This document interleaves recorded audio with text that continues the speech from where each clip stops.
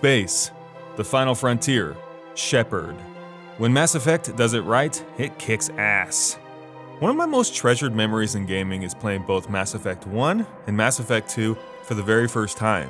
2010 was one hell of a year for gaming, with the likes of Red Dead Redemption, Fallout New Vegas, Heavy Rain, Metro 2033, and Xenoblade Chronicles just being a few of them. But out of all of them, Mass Effect 2 was the clear winner for me. Mankind's most elusive and amazing subject material, outer space. Believe it or not, there are not that many space RPGs out there that allow players the freedom to explore multiple star systems and just be in outer space.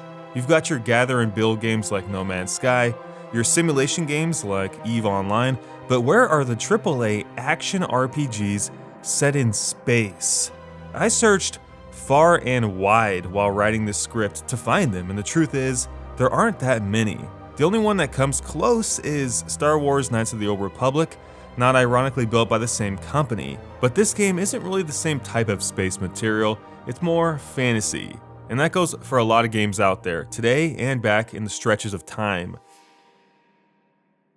The long, windy road of video games is full of games about dragons, skeletons, magic, or fireballs, deciding the fate of the galaxy with rocket launchers, climbing castles and stepping on Goombas, or killing giant man-eating super bosses with allies who look like gnomes, orcs, or trolls. The imaginations of gaming's greatest developers are fantastic, but I have a hard time finding a game like Mass Effect anywhere else on the market. Its setting, its tone, its at least somewhat realistic representation of what space could be like in the not-so-distant future, which in this case would be the 22nd century, by the way. That is why I lament that the franchise has kind of taken its last breath with Mass Effect Andromeda and some of the stuff that happened with Mass Effect 3. Mass Effect 2 was the first game I had played, and when I went back to play the original game after, I noticed how far the sequel had come to strive to make it so much better. Mass Effect 2 is what every sequel should be aiming to achieve. Everything about the game was practically an improvement, and it was quite different. The original Mass Effect had a wow factor that couldn't be described. Its atmosphere, exploration, the characters had this very epic space opera vibe to them, and given its status as a new IP, it filled many of us with glee. There was a bigger sense of discovery and mystery, even though the game was pretty rough around the edges. Mass Effect 2 tidied it up quite a bit, while at the same time pursuing a much more, I would say, streamlined and action focus. Some criticized the game for removing key role-playing features from the original game, such as inventory management, that ME2 was riding a more casual car on a more streamlined highway, but I didn't mind it. I'm close, kid. There's gotta be another valve out there. Characters were animated better, finally feeling like they didn't have giant sticks wedged up their asses.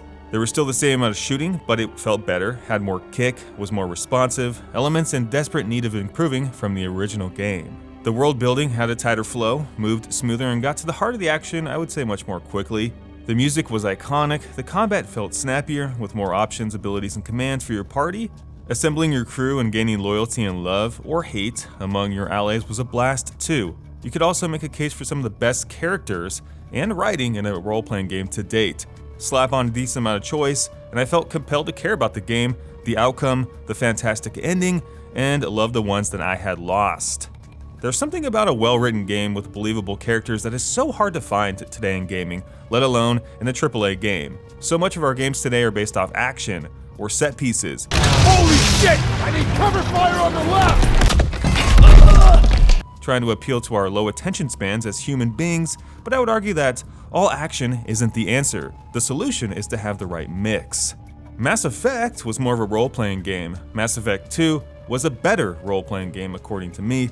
While I do believe that the original had a better story, it was told better Mass Effect 2, with better characters and a pace that made me care about it just a little bit more.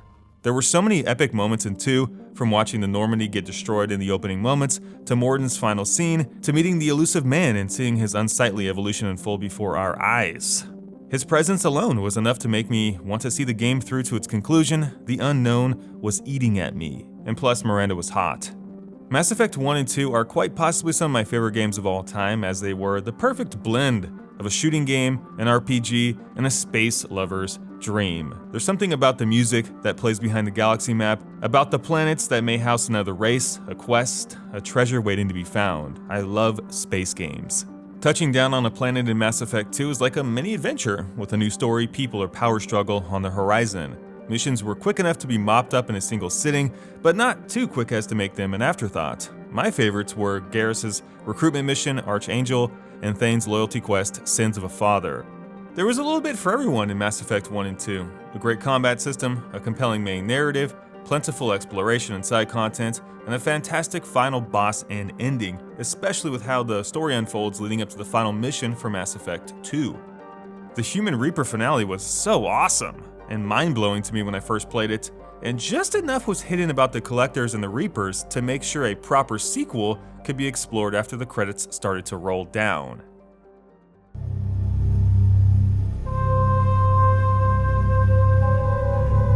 The world most likely has mixed opinions for Mass Effect 3, and probably for all the wrong reasons.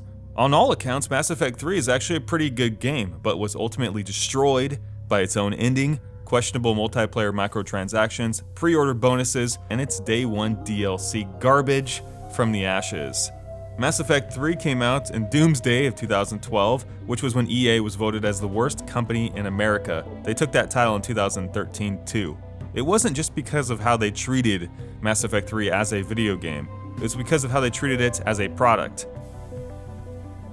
It was the final nail in the coffin, spanning years of arrogant and exploitative business practices such as creating expiration dates on online passes, quasi-illegal auto-scanning rituals by Origin, and shutting down online servers for their games far too early.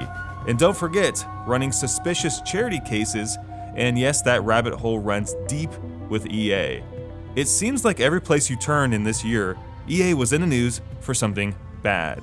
During this time, word started popping up that many relationships EA had with its developers were also on thin ice. Several studios stepped up during this time and in the years to follow, commenting on how EA used its position of power to put unnecessary pressures on many of them, forcing them to choke down unrealistic development schedules that forced them to work themselves to death. Some companies simply snapped, or failed to live up to EA's giant standards, or game sale quotas for that matter. Several of those developers have since been shut down, some would say unrightfully so. So the mishandling of Mass Effect 3 as a video game was just the cherry on top when you take into account everything else that was going on to EA and their games during and around this time. Mass Effect 3 is a pretty solid game when you wipe away the bad blood. The multiplayer as a game was really solid and a nice addition that gave some additional value to the package. Still, it didn't do the original game justice. I assume the development team was rushed to meet a concrete deadline, which is why the ending was butchered and unfinished as well. There wasn't a huge amount of variety to the missions, even though there were a lot more of them this time around, so hence it was more of a quantity over quality style game. There was some compelling stuff in there, from watching Jack grow up, to Liara's time capsule, to when Tali gets back her home world. And it's so satisfying to kill that rat bastard Kai Lang. That was for Thane, you son of a bitch. But by and by large, it's just not enough, and it's too bad that the ending crashed and burned the entire game.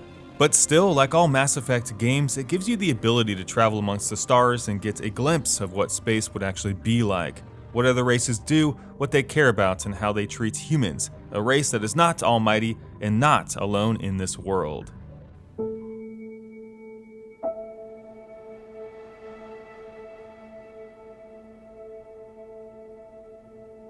In 2017, EA had the chance to win back the hearts of Mass Effect fans after Mass Effect 3, but it turned out to be a year of abomination. I think many people know by now what happened with this game. A great developer was blindsided by corporate greed. It's about the complete lack of quality control with Mass Effect Andromeda. The faces, the animations, the uninspired world, the poor writing were just some of the main issues. Strangely enough, the combat, the skill upgrading, and the movement systems, on the other hand, were fantastic. It was as if the game was built in silos and then stitched together at the end, because the environments and the effects looked fantastic too. Was BioWare pressured by EA so much that they didn't have the time to make sure everyone knew what they were doing on all aspects of the game? Did they not have the resources to give enough time to every avenue of the game? And was some of the development team working with unhappy hands, therefore creating a disparity in quality across the board? One developer sure does. In the end, a clear lack of polish painted a clear message to gamers. We didn't have enough time, so we'll fix it later. Unfortunately, gamers play games on day one, and we deserve a complete video game experience. One that isn't half-baked and dumped on us as an afterthought. Okay, I should just go over there to the piloting thing. Origin Access by itself was just a bait-and-switch tactic to get people to buy into a subscription service and then forget about it. The pre-order collector's edition was used as an overpriced piece of propaganda. $10, please. The ironic part was, Mass Effect Andromeda isn't a terrible game. In fact, it does a lot more right than it does wrong. But what it does wrong is incredibly wrong. Mass Effect Andromeda had a quick death shortly after its release, no DLC was developed, and single-player support ended with patch 1.10. Last month, BioWare, who develops Mass Effect, said that the franchise is not dead. It's been put on the back burner most likely due to consumer backlash towards Andromeda and the realization that other types of games can make EA more money than spacefaring RPGs that we once loved, where the biggest part of the game is a single-player experience, limiting your monetization options. One theory out there is that Mass Effect is being pushed back into oblivion, or at least 2020, to make room for Anthem's more profitable and deep pockets. Anthem's live gaming environment has way more potential than ever to make the highest payday for EA, and by stamping BioWare's name on the box, they may guarantee that. Mass Effect isn't dead, but it's not alive either. The soul was ripped out of it by EA as time went on, and that makes me sad. Reverence has to count for something in this industry, and if evil companies do bad things to games, we lose some of it, even if the memories of those games were good in the first place. I love space games, and I found a good one in Mass Effect 1, 2, and something in Mass Effect 3. But Mass Effect ended up being more about space, or a good story, or a great game. It became about the money. Slicing and dicing content, ripping missions out for resale, a 180 on what made the writing in the world of Mass Effect great to begin with, and a complete lack of quality control. If EA's predatory stance on milking the cash cow has anything to do with it, well then that is a damn shame, because the world deserves a true Mass Effect game. Single-player games are so rare today, and ones set in future space even more so. So where will the series head if it ever gets picked up again? You guys let me know what your thoughts are regarding Mass Effect down below in the comment section, and thank you very much for watching. I really appreciate it. You guys have a kick-ass day, and we'll see you on our next video. Peace, love, and happiness. Until then, you guys take care.